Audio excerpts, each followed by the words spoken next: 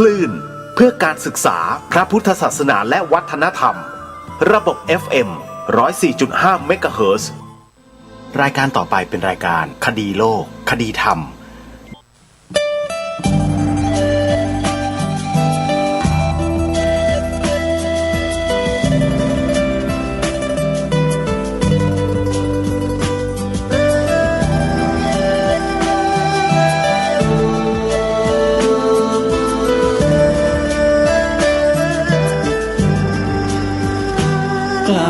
คิดก็ต้องกล้าทำอย่ากลัวถ้าทำความดีเร่งศึกษาปัญหาให้ทันท่วงทีเมืองไทยจะพัฒนากว่านี้รายการดีคดีโลกคดีธรรมขอรำพันบรรยายความคิดเครื่องหมายแห่งสีทั้งสามงามถนัดขาวคือบริสุทธิ์สีสวัสดิ์หมายพระไตรรัตน์และธรรมะคุ้มจิตไทยแดงคือโลหิตเราใสซึ่งยอมสละได้เพื่อรักษาชาติศาสนาน้ำเงินคือสีโสภาอันจอมประชาถ้าโปรดเป็นของส่วนองค์จัดริ้วเข้าเป็นไตรรงค์จึงเป็นสีธงที่รักแห่งเราชาวไทยทหารอวตารนำไปยงยุทธวิชัยวิชิตก็ชูเกียรติสยามประเทศไทยที่เจริญมั่นคงมาได้จนถึงทุกวันนี้มิได้เกิดขึ้นจากความหวาดกลัวอย่างคลาดเขลาแต่บรรพบุรุษไทยของเราทุกยุคทุกสมัยล้วนแต่มีความกล้าหาญและชาญฉลาด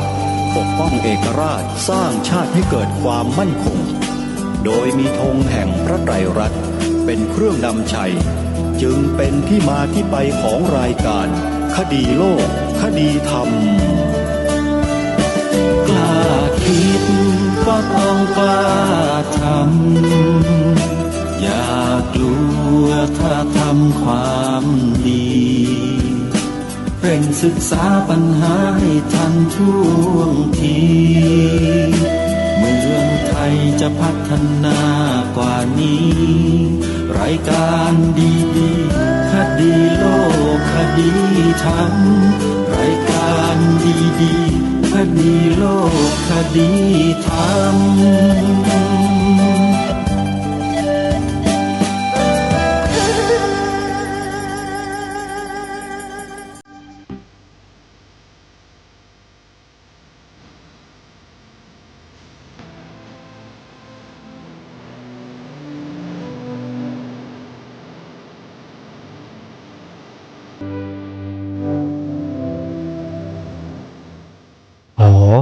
กราบถวายความนอบน้อมแด่พระรัตนตรัย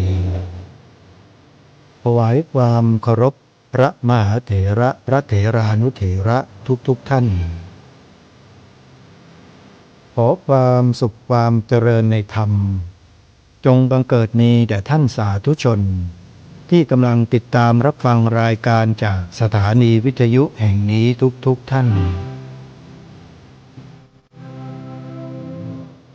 ขอนำท่านผู้ฟังเข้าสู่รายการคดีโลกคดีธรรม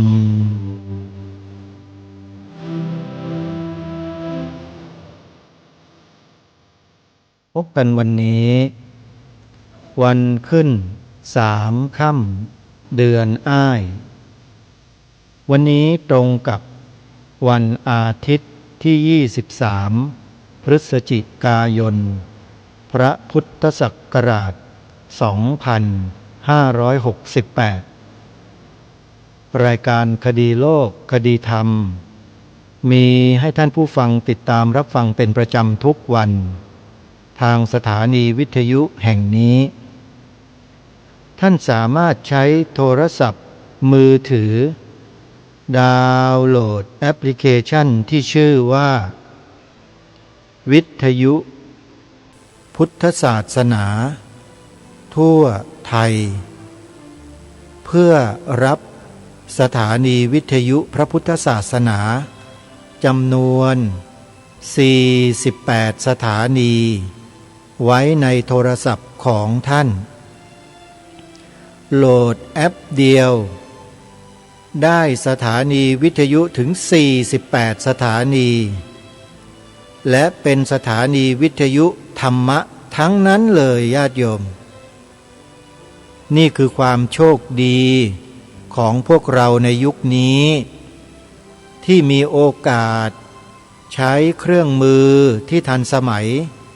ที่ใครๆก็ใช้ได้นำหลักธรรมคำสอนทางพระพุทธศาสนาเข้าสู่จิตใจของเราปัญญาสัมมาทิฏฐิเกิดจากการฟังเป็นอันดับแรกพระสัมมาสัมพุทธเจ้าเมื่อทรงอุบัติขึ้นในโลกพระองค์ตรัสรู้ธรรมและทรงแสดงธรรมถ้าหากว่ามีแต่ผู้แสดงไม่มีผู้ฟังธรรมนั้นก็จะหายไปก็จะไม่มีใครสืบสารต่อยอดพระธรรมคำสอนนั้นแต่อาศัยพระมหากรุณาคุณของพระสัมมาสัมพุทธเจ้าพระองค์ตรัสแสดงธรรมนี้แก่สาวกชุดแรกคือปัญจวัคคีย์ทั้งห้าให้บรรลุธรรมสำเร็จเป็นพระอรหันต์กันทั้งห้ารูปแล้วพระพุทธองค์ก็ทรงประทานการอุปสมบทให้ด้วยเอหิภิกขุอุปสัมปทาเพียงแค่กล่าวคำว่าเธอจงเป็นภิกษุมาเถิดแค่นี้แหละปัญจวัคคีย์ทั้งห้าก็ได้เป็นพระภิกษุสงฆ์ทันทีญาติโยมนี่คือในยุคเริ่มต้นของงานการเผยแผ่ธรรมะที่พระสัมมาสัมพุทธเจ้าทรงเผยแผ่ด้วยพระองค์เองต่อจากนั้นมาก็เกิดบรรดาสาวกทั้งที่เป็นอริยบุคคลตั้งแต่ชั้นพระอรหันต์ลงมาจนถึงพระอนาคามีสกทาคามีโสดาบันกัลยาณปุถุชนและปุถุชนทั่วไปพูดถึงซึ่งพระรัตนตรัยเป็นที่พึ่งเกิดขึ้นในโลกอย่างมากมายแล้วก็สืบสารพระธรรมคำสอนนั้นมาสู่พวกเราในวันนี้ 2,600 กว่าปีแล้วท่านผู้ฟังพระธรรมคำสอนยังอยู่และยังมีผู้สืบทอดนั่นก็คือพระภิกษุสงฆ์ถ้าไม่มีพระภิกษุสงฆ์ศาสนาพุทธหมดไปตั้งนานแล้วโยมไม่ได้โกหกนะพูดความจริงเพราะมีพระภิกษุสงฆ์นี่แหละจึงทำให้พระธรรมคำสอนของพระสัมมาสัมพุทธเจ้ายังมีอยู่ในโลกใบนี้เพราะพระภิกษุสงฆ์คือผู้สืบทอดหลักธรรมคำสอนตามพระบรมพุทธานุญาตที่พระสัมมาสัมพุทธเจ้าทรงวางหลักการหลักเกณฑ์เอาไว้คือพระธรรมวินัย ถ้าหากไม่มีพระภิกษุสงฆ์พระธรรมวินัยของพระสัมมาสัมพุทธเจ้าก็จะอันตรธานไปจนหมดสิ้นไม่มีเหลือมาตั้งนานแล้วโยมขอให้ตระหนักในข้อนี้ด้วยนะ ฟังหลวงพ่อสุรชัยตอบปัญหาธรรมะมาหลายวันแล้วโยมถ้าโยมยังไม่เข้าใจในข้อนี้แล้วยังดูหมิ่นถากถางด่าทอพระสงฆ์อยู่รังเกียจพระสงฆ์อยู่โยมก็จะบาปกรรมไปตลอดชาติเลยน่าเสียดายมากเกิดมาด้วยความสว่างแต่มาด่าพระด่าสงฆ์มารังเกียจพระรังเกียจสงฆ์สว่างมาแต่ตายแล้วก็ดันมืดไปโยมตกนรกหมกไหม้เป็นอะไรต่อไม่อะไรในอบายภูมิไม่ได้เกิดเป็นมนุษย์สักทีนะขนาดปลาทองนะเกิดมาจากอเวจีมหานรกมาเป็นปลาทองชาวประมงจับได้ไม่เคยมีมาก่อนใส่เรือยกเรือไปถวายพระเจ้าแผ่นดินเลยโยมปรากฏว่าพระพุทธเจ้าตรัสถามปลาทองว่าเธอมาจากไหนปลาทองตอบเป็นเสียงมนุษย์ได้นะสมัยนั้นนะโยมบอกมาจากนรกพระเจ้าข้าแล้วเธอเมื่อเธอไปจากโลกนี้แล้วเธอจะไปไหนกลับไปสู่นรกเหมือนเดิมเจ้าข้าพูดยังไม่ทันขาดคำดิ้นอย่างแรงหัวของปลาฟาดเข้าที่กราบเรืออย่างแรงน็อกเอาตายคาที่ลงไปนรกต่อ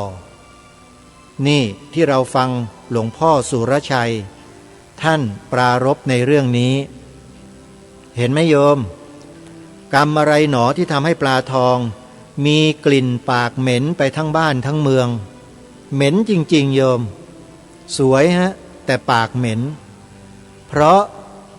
ในสมัยอดีตชาตินานไกลโพ้นมาแล้ว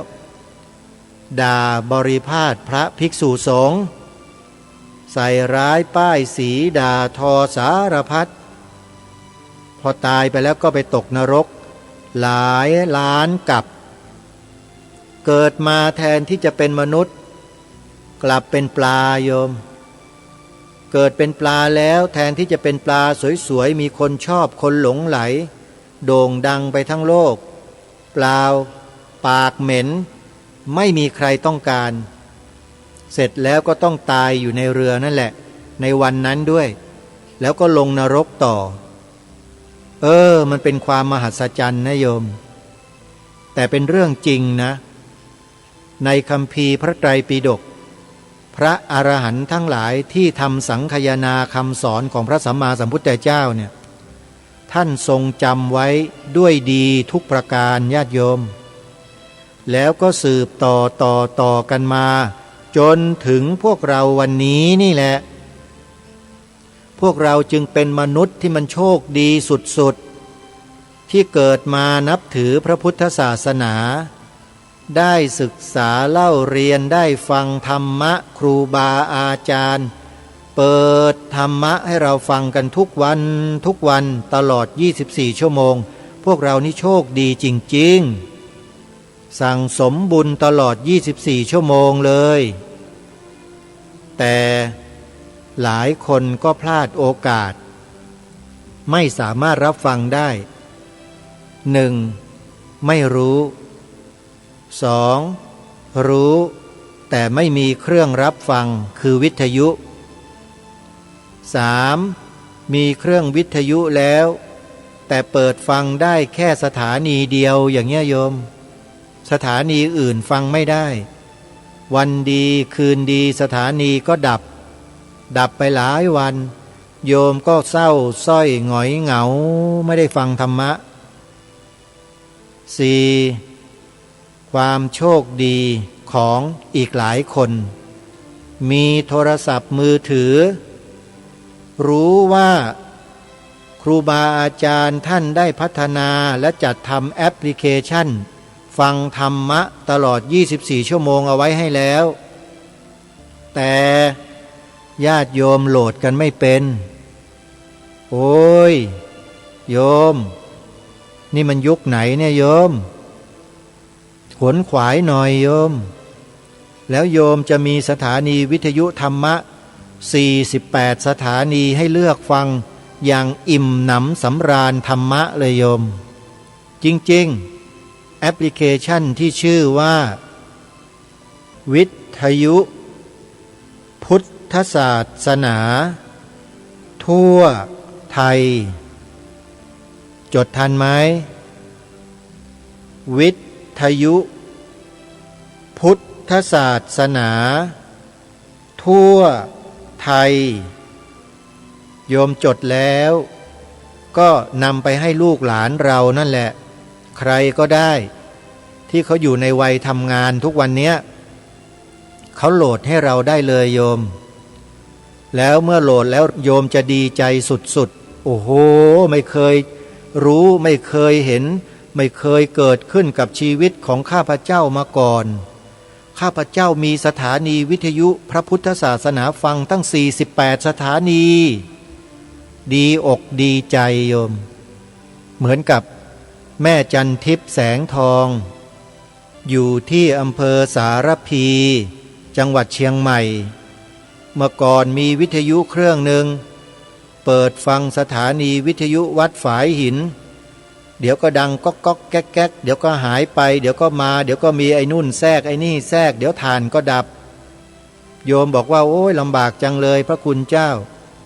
อาตมาก็แนะนำโยมแม่จันเทพนี่มันยุคไหนแล้วโยมแม่โทรศัพท์มือถือมีไหมมีโยมดาวน์โหลดสิโยมดาวน์โหลดแอปพลิเคชันเลยไอ้หยังก็ดาวน์โหลดก็เจ้าบ่ฮู้เฮื่องคือโยมแม่เขาไม่รู้ว่าคืออะไรแอปพลิเคชันโอ้โยมคนสมัยก่อนเขาไม่ค่อยรู้จริงๆนะก็เลยให้โยมเนี่ยไปถามลูกๆหลานๆดูโยมจดชื่อนี้ไว้นะ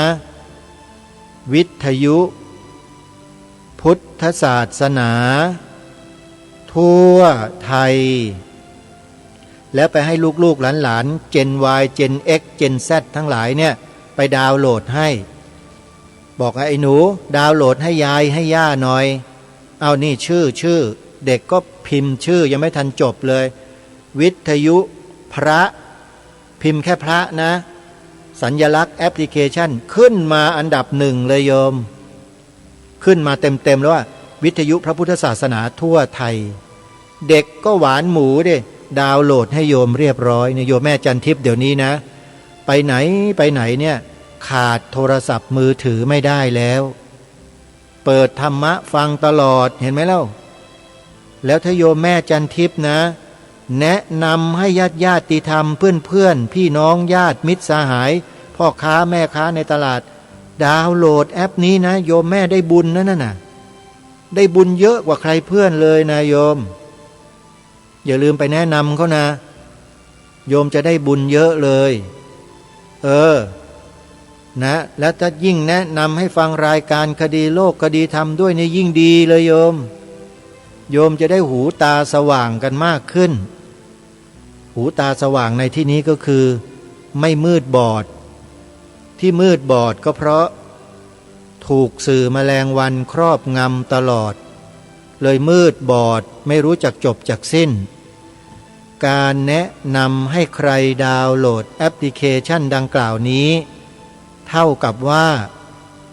ได้ทำลายความมืดบอดให้กับเขาเหมือนกับส่งแสงสว่างให้เขายังไงอย่างนั้นเลยโยมแม่จันทิพย์ว่าจริงไหมจริงไหมญาติโยมผู้ฟังทุกท่านจริงไหมโยมเมื่อก่อนนี้เราก็ไม่รู้ใช่ไหมเราไม่เคยรู้เราว่ามีสถานีวิทยุธรรมะพระสงฆ์ท่านจัดท่านทำขึ้นมาเรามารู้กันภายหลังทั้งนั้นแหละเปิดไฟเปิดมาย้ายไปย้ายมาเจอพระครูสมุวิสุวัตจัดรายการฟังซะหน่อยสิฟังไปฟังมาโยมติดเลยทีนี้พระครูสมุนิติศาสตร์ญาณิสโรโอ้ย แม่สุบินแสงสะคูอย่างเงี้ยม่วนอีหลีฟังกันไม่หยุดไม่หย่อนเห็นไหมหรือพระครูปริยัติโพธิธรรมพระครูดมวรานุวัตรพระครูจริยสารธรรม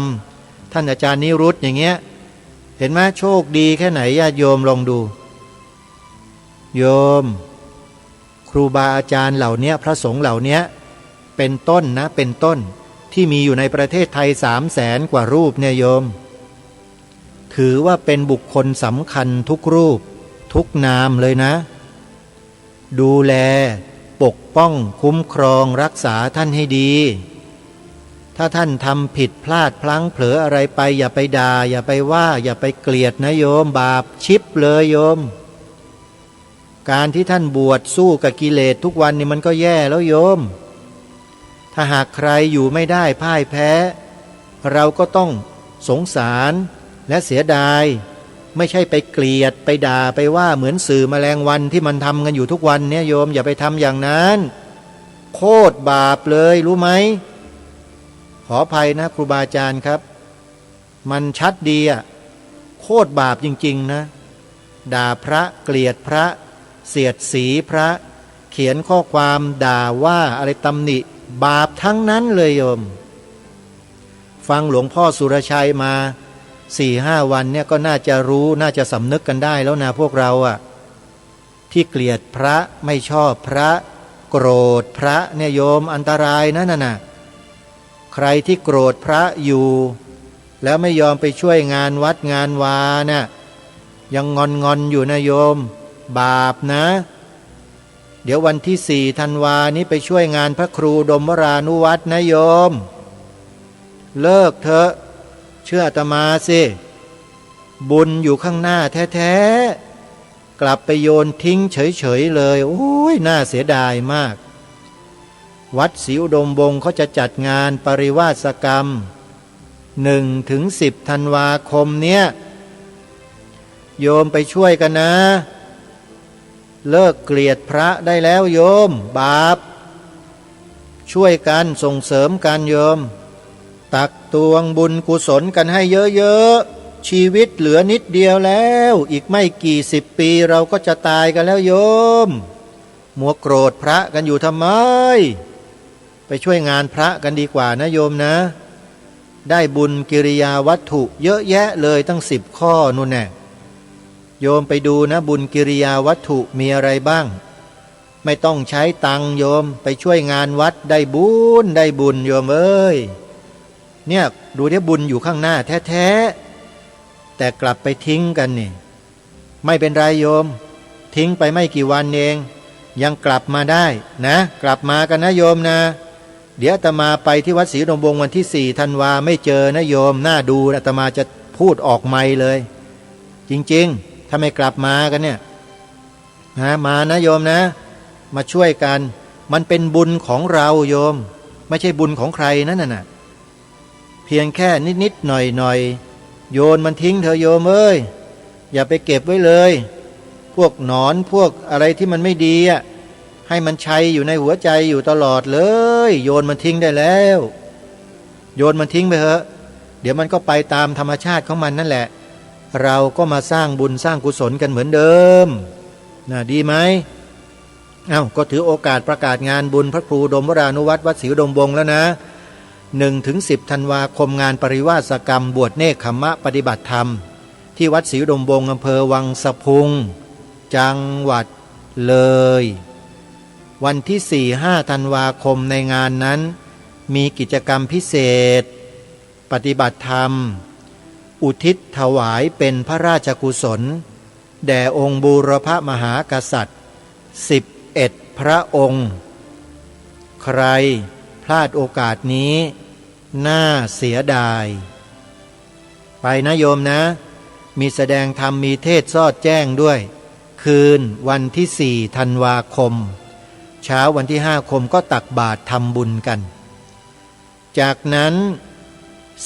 13-14 ธันวาคมงานปฏิบัติธรรมบูชาองค์พระธาตุพนมที่วัดพระธาตุพนมจังหวัดนครพนมใครสนใจก็เดินทางไปร่วมงานกันได้จากนั้น งานปฏิบัติธรรมสัญจรที่พระธาตุนาดูลวันที่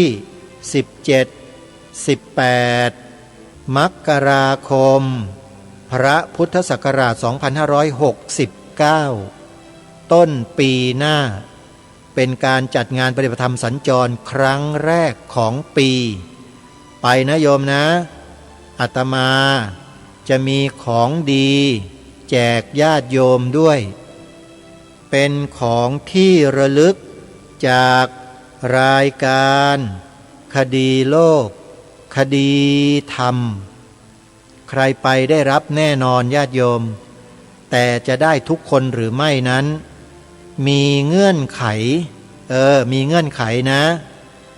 บอกก็ได้โยมเงื่อนไขไม่ยากเลยท่องจำบทพระราชนิพนธ์ความหมายธงไตรรงค์ได้ทันทีนะหรือถ้าท่องไม่ได้ก็มีข้อยกเว้นถ้าท่องประโยคทั้งหมดไม่ได้เพียงแค่กล่าว2ประโยคที่ทางรายการรณรงค์มาโดยตลอดจำได้ไหมโยมใครกล่าว2ประโยคนี้ได้รับของรางวัลไปเลยโยมไม่มีข้อแม้แค่ท่องได้2ประโยคนี้เท่านั้นอันนี้ลดหย่อนมาให้แล้วนะนี่คือเงื่อนไขนิดเดียว2ประโยคนะโยมใครที่ฟังมาโดยตลอดท่องได้แน่นอนแต่ถ้าใครที่ไม่เคยท่องเสียใจด้วยโยมแต่ไม่สายไปถามคนที่เขาท่องได้นะโยมแล้วโยมก็ท่องจำไว้ประโยคที่1พระพุทธศาสนาเป็นศาสนาประจำชาติไทยของเราประโยคที่2สีขาวในธงชาติไทยหมายถึงพระพุทธศาสนาเท่านั้นใครท่อง2ประโยคนี้ได้รับไปเลยของรางวัลจากรายการคดีโลกคดีธรรมที่งานปฏิบัติธรรมสัญจรพระธาตุนาดูล17-18มกราคม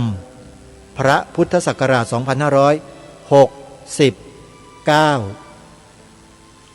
เอาละญาติโยมสาธุชนนอกจากกิจกรรมที่ได้แจ้งบอกไปแล้วมีอีก1กิจกรรมที่ไม่ควรพลาดใช้งบประมาณใช้ปัจจัยเพียงแค่500 บาทก็สามารถเป็นเจ้าของที่ดิน1ตารางวาได้แล้วโยมเป็นเจ้าของที่ดินในที่นี้ก็คือเกิดชาติหน้าโยมจะได้เป็นเจ้าของที่ดิน1,000 ไร่จากการทำบุญซื้อที่ดิน500 บาทต่อ1ตารางวาถวายวัดป่าจริยธรรมเมื่อวานอาตมาทำไปแล้วนะ2ตารางวา 1,000 บาทโยมใครจะร่วมสมทบร่วมบุญกับรายการคดีโลกคดีธรรมเพื่อซื้อที่ดินถวายวัดป่าจริยธรรมก็ยินดีนะโยมทำกับอาตมานี่แหละเกิดชาติหน้าก็จะได้ไปเจอกันอีกดีไหมเล่าหรือถ้าใครบอกว่าไม่เอาจะทำกับวัดป่าจริยธรรมโดยตรงเลยได้ยินดีอย่างยิ่งบอกเบอร์โทรศัพท์ให้ด้วยโยมใครจะทำบุญซื้อที่ดินถวายวัดป่าจริยธรรมตารางวาละ500 บาทโทรศัพท์โท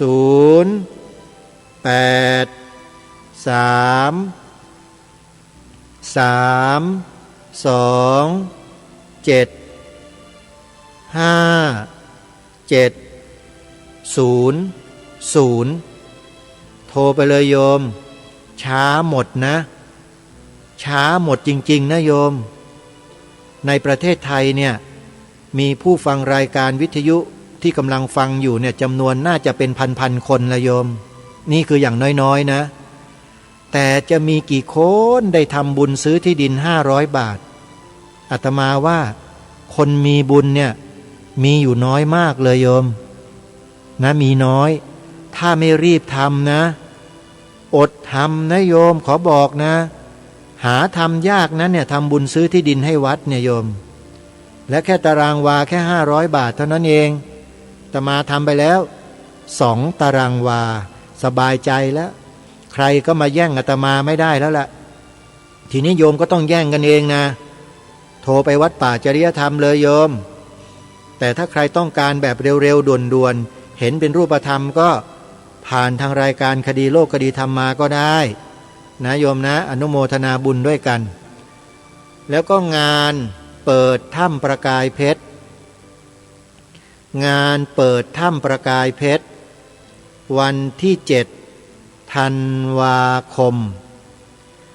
วัดถ้ำประกายเพชรอยู่ที่ตำบลนาดอกคำอำเภอนาด้วงจังหวัดเลยโยมแทบจะไม่เคยได้ยินการประชาสัมพันธ์ประกาศงานบุญวัดถ้ำประกายเพชรเลยใช่ไหมเพราะไม่มีใครประกาศใช่ไหมโยมอาตมาประกาศให้ทำไมประกาศอาตมาลงไปดูถ้ำประกายเพชรมาแล้วโยมขอบอกได้เลยว่ามหัศจรรย์ธรรมชาติสร้างสรรค์ผลงานเอาไว้สุดยอดมากๆใครไม่ไปเนี่ยนะขอบอกได้เลยว่าเกิดมาแล้วเสียดายเหลือเกินชีวิตนี้ไม่ได้ไปถ้ำประกายเพชรสวยสดงดงามระยิบระยับกันทั้งถ้ำเลยโยมถ้าไม่ได้ไปเห็นด้วยตาตัวเองนี่พูดไม่ได้นะเนี่ยกล้าพูดเลยโยมไปแล้วอยากจะไปอีกขอบอกเลยแล้วปีหนึ่งเขาเปิดให้ลงไปครั้งเดียวนะโยมไม่ได้เปิดพร่ำเพื่อนะจะบอกให้ฝรั่งวันนั้นอาตมาไปเนี่ยฝรั่ง2 คนมาจากต่างประเทศเขาเห็นถ้ำประกายเพชรจากต่างประเทศบินมาประเทศไทยแล้วก็เดินทางรอนแรมมาจนกระทั่งเจอถ้ำประกายเพชรปรากฏว่าเจ้าหน้าที่ไม่เปิดให้ลงเพราะผิดระเบียบมันเป็นกติกาของชุมชนเขาโยมเป็นสมบัติอันล้ำค่าของชุมชนจะเปิดให้เข้าโดยที่ไม่มีระเบียบแบบแผนไม่มีวินัยเนี่ยไม่ได้เพราะฉะนั้นใครจะเดินทางไปดูถ้ำประกายเพชรด้วยตนเองไปแบบไม่มีการแจ้งล่วงหน้าเนี่ยขอแสดงความเสียใจไว้เบื้องต้นอดแน่นอนยกเว้นโทรมาหาอาตมาแล้วเดี๋ยวอาตมาจะบอกให้เปิดให้ไม่ได้เก่งหรอกโยมแต่เจ้าอาวาสน่ะเป็นลูกศิษย์อาตมาเองเจ้าอาวาสวัดถ้ำประกายเพชรทุกวันนี้ท่านสุทธินันท์น่ะนั่นน่ะเป็นสหธรรมิกก็แล้วกันรุ่นน้องรู้จักกันมานานแล้วอาตมาก็ไม่รู้นะว่าท่านไปเป็นเจ้าอาวาสอยู่ที่นั่นนะตะพัดตะผูไปเป็นได้ยังไงและอาตมาไม่ประกาศให้ท่านอาตมาก็แย่แล้วโยมและที่ประกาศเนี่ยเพราะไปเห็นมาด้วยตาตัวเองแล้วว่าเป็นความมหัศจรรย์จริงๆไม่เคยเจอไม่เคยปรากฏไม่เคยเห็นที่ไหนมาก่อนโยมขอบอกเลยนะว่าหาชมหาดูได้ยากมากนี่คือสิ่งที่ทางรายการอยากจะให้พวกเราเนี่ยไปกันสักครั้งหนึ่งโยมงานนี้เขาจัดกันเฉพาะช่วงเช้านะวันที่7 ธันวาคมศกนี้แหละนะ7 ธันวาคมนะแล้วไม่ได้เปิดทุกปีด้วยอาตมาถามเจ้าอาวาสแล้วไม่ได้เปิดทุกปีนะพระอาจารย์ถ้าวันที่7วันไหนตรงกับวันเสาร์อาทิตย์เขาจะเปิดปีนั้นนะเปิดแต่ถ้าไม่ตรงเสาร์อาทิตย์เขาไม่เปิดเอาสิแต่ถ้าใครขอเป็นกรณีพิเศษเปิดได้ลงไปดูได้แต่ต้องอยู่ในระเบียบวินัยเท่านั้นพูดซะนานเลยเดี๋ยวครูบาอาจารย์ท่านบ่นเอาประกาศอะไรนักหนาถ้ำประกายเพชรก็เป็นธรรมชาติที่มหัศจรรย์นะครูบาอาจารย์ผ ผมว่าพวกเราเนี่ยน่าจะไปเห็นกันสักครั้งหนึ่งนะครับนะขอเชิญชวนเลยนะเป็นความงดงามทางธรรมชาติที่มหัศจรรย์อีกแห่งหนึ่งของประเทศไทยของเรา ถูกปกปิดมานานมากๆมีพระธุดงค์ท่านเคยไปเห็นแล้วท่านก็มาบอกเล่ากับบรรดาลูกศิษย์ลูกหาปรากฏว่าพอไปแล้วเข้าไม่ได้ปิดชาวบ้านเขาหวงมากสมบัติของแผ่นดินสมบัติของชุมชนโยมนะใครสนใจก็เดินทางไปร่วมงานกันเช้าวันที่7 ธันวาคมมีการทำบุญใส่บาตรด้วยนะที่วัดธรรมประกายเพชรวันที่7เนี่ยนะก็ขอเชิญชวนทุกท่านเอาละญาติโยมเวลาก็ล่วงเลยมาพอสมควรแล้วหลวงพ่อสุรชัยฉันทสูโรรอญาติโยมอยู่ลองดูซิวันเนี้ยหลวงพ่อท่านจะพูดเรื่องอะไรขอให้เราตั้งใจฟังนะโยมได้สาระได้ประโยชน์ในปัจจุบันนี้เต็มเลยไปติดตามรับฟังพร้อมๆกันได้นะบัดนี้ทำบุญกับขอทานต้องได้แค่ปลื้มไม่อาจที่ทำให้ปลื้มหรอกนะจะทำบุญกับใครดีทำบุญกับพ่อแม่ทีนี้คนพอไม่มีพระไม่มีศาสนาเนี่ยไม่มีการปลูกฝังต่อมสำนึกอะไรได้มากเท่าไหร่ก็จะกลายเป็นว่าเหลือแต่ส่วนของความสำนึกส่วนบุคคลไปการที่จะรู้คุณพ่อแม่ก็แทบจะไม่รู้คุณการที่มีพระศาสนาเนี่ยก็ยังมีการเน้นย้ำกระตุ้นปลูกฝังให้รู้คุณรู้สำนึกคุณที่เป็นคุณตามจริงของพ่อแม่ครูอาจารย์ของสิ่งที่มีคุณทั้งหลายแต่พอไม่มีกระบวนการที่ปลูกฝังหรือกระตุ้นเร้าเนี่ยก็จะมีเรื่องของแสงสีเสียงที่ทำให้เกิดขาดความเคารพแล้วนะขาดความสำนึกดีคือผู้คนก็ไม่คิดจะทำบุญทำคุณหรอกกล่าวว่าสมัยของโลกที่เสื่อมทรามแล้วเนี่ยและอีกนานนะไม่ใช่อย่างเวลานี้นะผู้คนไม่มีการทำความดีไม่มีแม้กระทั่งคำพูดไม่ต้องกล่าวถึงการกระทำความดีคำพูดดีๆไม่มีนะเพราะว่ามันเสื่อมถอยไปจากศีลธรรมเนี่ยพอเสื่อมหนักๆก็จะไม่มีอะไรปลูกฝังเลยนะจะหลุดหมดหลุดออกไปก็ย้อนกลับมาสู่ความเดือดร้อนของผู้คนมนุษย์ก็จะอยู่กันเหมือนกับกษัตริย์แล้วนะอยู่อย่างลักษณะถึงความสมตู่ไม่รู้พ่อไม่รู้ลูกไม่รู้แม่ไม่รู้ลุงป้าน้าอาไม่รู้จักถึงความสมตู่เหมือนกับแมวหมาหรือสัตว์เดรัจฉานทั่วๆไปเพราะความสำนึกถึงศีลธรรมเนี่ยมันหายไปหมดแล้วก็เป็นอันตรายถ้าตราบที่ยังมีสัญลักษณ์แล้วก็เกิดให้คนมีความเคารพมีความยำเกรงมีความละอายในเพศนี้นะก็ยัง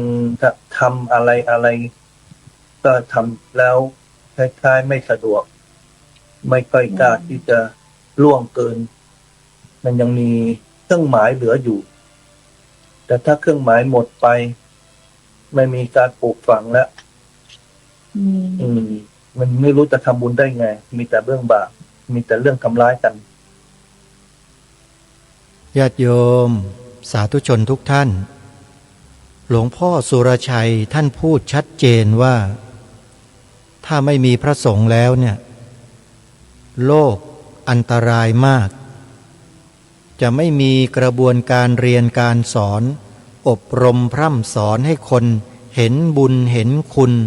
ของบิดามารดาครูอาจารย์แล้วคนเนี่ยก็จะกลายเป็นสัตว์จะสมสู่กันโดยไม่เลือกเลยพ่อลูกแม่อะไรมั่วไปหมดโยมว่าในปัจจุบันมันพอจะมีบ้างหรือยังลองคิดดูนะนี่ขนาดพระสงฆ์ยังอยู่ตั้งหลายแสนรูปนะโยมยังเกิดอะไรลักษณะเช่นนี้กันขึ้นมาเลยเห็นไหมและถ้าไม่มีพระสงฆ์ล่ะมันจะหนักหนาสาหัสเพียงใดใช่ไหมทุกวันนี้นะโยม ระสงฆ์จำนวนหนึ่งที่ผ่านการอบรม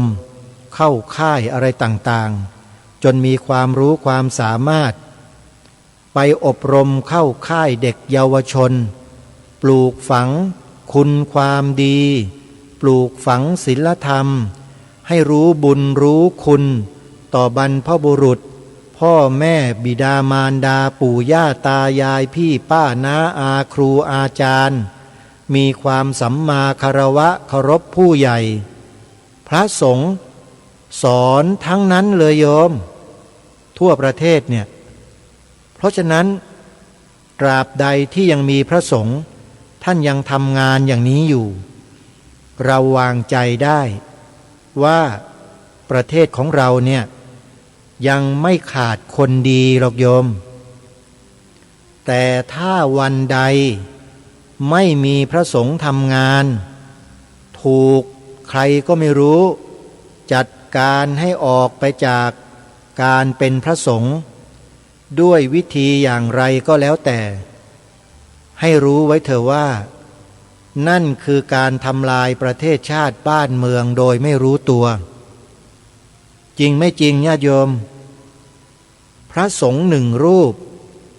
โยมว่าทำคุณประโยชน์ให้กับสังคมมากมายแค่ไหนโยมลองนึกดูนะพระสงฆ์หนึ่งรูปทำคุณประโยชน์ให้กับชาติบ้านเมืองให้กับสังคมมากมายแค่ไหนตัวอย่างมีเยอะแยะมากมายเลยใช่ไหมนั่นแหละแต่เมื่อวันหนึ่งพระสงฆ์ที่ทำคุณประโยชน์ต่อชาติบ้านเมืองถูกทำลายด้วยกรณีใดก็แล้วแต่อันนั้นหมายความว่าประเทศไทยก็ถูกทำลายลงไปด้วยถึงแม้ว่าจะไม่ทำลายโดยตรงแต่เป็นการทำลายทางอ้อมคือทำลายบุคลากรที่สร้างสรรค์สังคมช่วยเหลือสังคมประคับประคองสังคมให้อยู่รอดปลอดภัยนี่คือการทำลายแบบนี้ท่านผู้ฟังถ้าหากเราพิจารณากันให้ลึกๆยาวๆไกลๆเราจะมองเห็นเลยจริงเนาะพระสงฆ์ท่านทำประโยชน์ช่วยเหลือสังคมอบรมลูกหลานเยาวชนคนไทยได้ประโยชน์มากมายเลยอยู่ๆท่านก็ต้องมีอันเป็นไปเพราะแมลงวันมาตอมท่านตอมทุกวี่ทุกวันตะบันตอมไม่หยุดแถมยังโพลธนาด่าว่าเสียดสีท่านใส่ร้ายป้ายสีสารพัดทีนี้คนเมื่อยังไม่มีศรัทธาเนี่ยโยมนอกจากเขาจะยิ่งไม่ศรัทธาแล้วยังรังเกียจพระสงฆ์เข้าไปอีกเพราะอะไรเพราะถูกกล่าวหาใส่ร้ายป้ายสีถูกนำเสนอผ่านสื่อตลอดมีใครบ้างที่จะเกิดความเมตตากรุณาและเห็นใจพระเหล่านั้นนะโยมคนทั่วๆไปเนี่ยเขาไม่เห็นใจหรอกมีแต่จะซ้ำเหยียบย่ำซ้ำทำลายยิ่งขึ้นถูกไหมนี่ขนาดพระสงฆ์ยังมีอยู่นะพฤติกรรมแบบนี้มันยังเกิดขึ้นในบ้านในเมืองของเราเลยและถ้ายิ่งไม่มีพระสงฆ์ละโยมเป็นไงบ้านเมืองมันจะแย่กว่านี้ไหมล่ะขอให้เห็นนะโยมขอให้มองเห็นขอให้เข้าใจเถอะช่วยกันประคับประคองดูแลพระสงฆ์ของเราเนี่ยให้ท่านมีกำลังทำงานของท่านนะรูปหนึ่งเนี่ยโยมทำงานแล้วเกิดประโยชน์มากมายเลยโยมไปดูเถอะพระที่ท่านทำงานน่ะโยมจะเห็นอย่างชัดเจนเลยนะอันนี้ต้องขอฝากพวกเราด้วยอย่าไปหลงเชื่อสื่อทุกวันนี้โยมสื่อทุกวันนี้บางสื่อคืออาวุธของฝ่ายตรงข้ามอาตมาพูดชัดแล้วนะสื่อบางสื่อเป็นอาวุธของฝ่ายตรงข้าม เขาไม่นำเสนอเรื่องราวดีๆของพระหรอกโยมสื่อพวกเนี้ยมีแต่ข่าวเสียหายทำลายล้างอย่างเดียวนั่นแหละขอให้เราได้จำเธอว่าสื่อ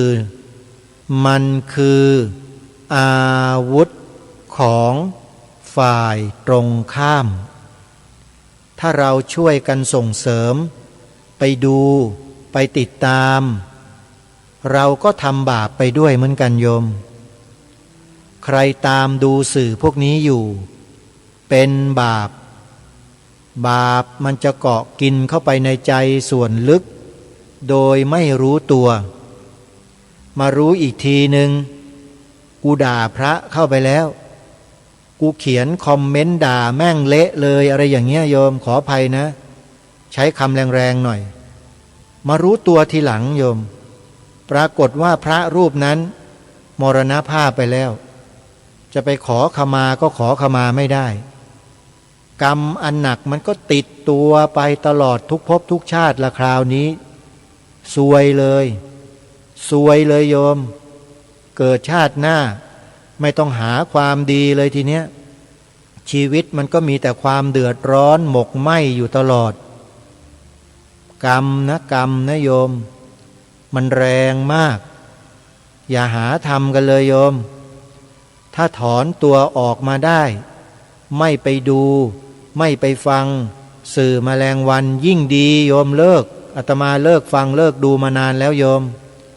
มันไม่มีสาระอะไรเลยมีแต่จะทำลายสติปัญญาสมาธิความศรัทธาของเราหมดไม่มีเหลือเลยโยมอันนี้คือความจริงนะพระไม่ได้พูดโกหกเพราะศึกษาเล่าเรียนเหตุปัจจัยมาโยมรู้จักเหตุปัจจัยไหมปัจจัย24โยมถ้าต้องการจะเรียนรู้ไปเปิดพระไตรปิฎกเล่มท้ายๆเลยคัมภีร์มหาปัฏฐานโยมไปอ่านดูนะถ้าอ่านแล้วเข้าใจแล้วมาสอนอาตมาได้นะโยมอาตมายินดีฟังชอบมหาปัฏฐานเนี่ยมหัศจรรย์พันลึกสุดๆและไม่มีศาสดาหรือเทวดาพรหมที่ไหนจะกล่าวแสดงปัจจัย24ได้อย่างละเอียดสุขุมคัมภีรภาพลึกซึ้งมหัศจรรย์พันลึกเหมือนอย่างพระสัมมาสัมพุทธเจ้าของเราไม่มีแน่นอนนอกจากพระสัมมาสัมพุทธเจ้าของเราเท่านั้นฝากไว้ท้ายรายการนะโยมทำบุญกันใครที่เลิกทำบุญแล้วขอให้กลับไปทำบุญเหมือนเดิมนะวันที่4-5 ธันวาคมเนี้ยงานปฏิบัติธรรมซอดแจ้งที่วัดศรีอุดมวงศ์ไปกันให้เยอะๆนะโยมนะแล้วไปเจอกันที่นั่นเอาละวันนี้เวลาของรายการหมดลงแล้วต้องขอสมมุติยุติไว้แต่เพียงเท่านี้พบกับรายการได้ใหม่ในวันต่อไปขอความสุขความสวัสดีในธรรมแห่งองค์สมเด็จพระบรมศาสดาสัมมาสัมพุทธเจ้าจงปรากฏเกิดมีขึ้นในจิตใจของท่านผู้ฟังทุกท่านทุกคนเทินขอเจริญพรกล้าคิดก็ต้องกล้าทำอย่ากลัวถ้าทำความดีเร่งศึกษาปัญหาให้ทันท่วงทีเมืองไทยจะพัฒนากว่านี้รายการดีๆคดีโลกคดีธรรมขอรำพันบรรยายความคิดเครื่องหมายแห่งสีทั้ง3งามถนัดขาวคือบริสุทธิ์สีสวัสดิ์หมายพระไตรรัตน์และธรรมะคุ้มจิตไทยแดงคือโลหิตเราใสซึ่งยอมสละได้เพื่อรักษาชาติศาสนา น้ำเงินคือสีโสภา อันจอมประชาพระโปรดเป็นของส่วนองค์ จัดริ้วเข้าเป็นไตรรงค์จึงเป็นสีธงที่รักแห่งเราชาวไทย ทหารอวตารนำไป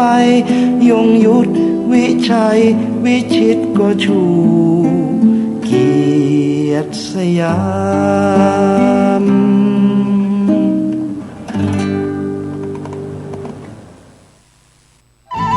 ที่จบไปแล้วนั้นเป็นรายการ คดีโลก คดีธรรม ดำเนินรายการโดย พระครูปลัดนรงค์ฤทธิ์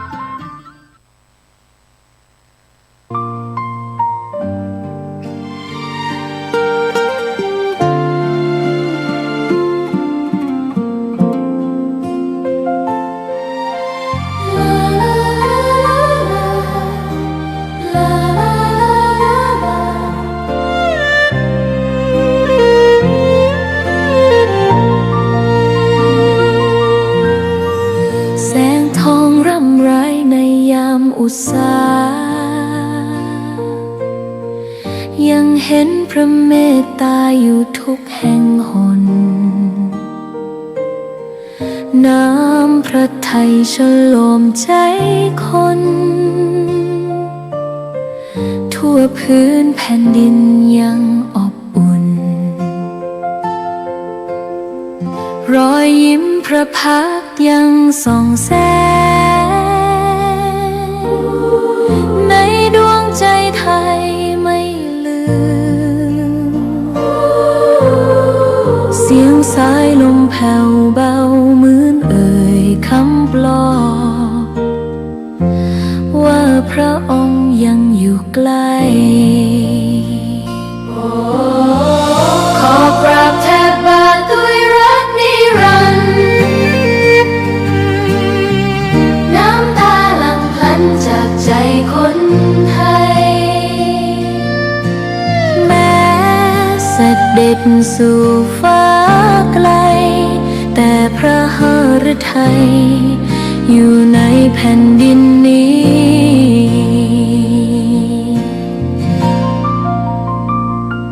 สวนดอกไม้ยังบานดังวันเก่าราวกับเจ้าดอกไม้รู้ว่าพระองค์จากไป แต่กลิ่นหอมยังพัดผ่านใจ ให้ระลึกถึงพระเมตตา แผ่นดินนี้ยังส่องสว่างด้วยพระคุณอันยิ่งใหญ่ ขอเดินตามรอยเท้าแห่งพระแม่ไป ด้วยศรัทธาไม่เสื่อมคลาย ขอ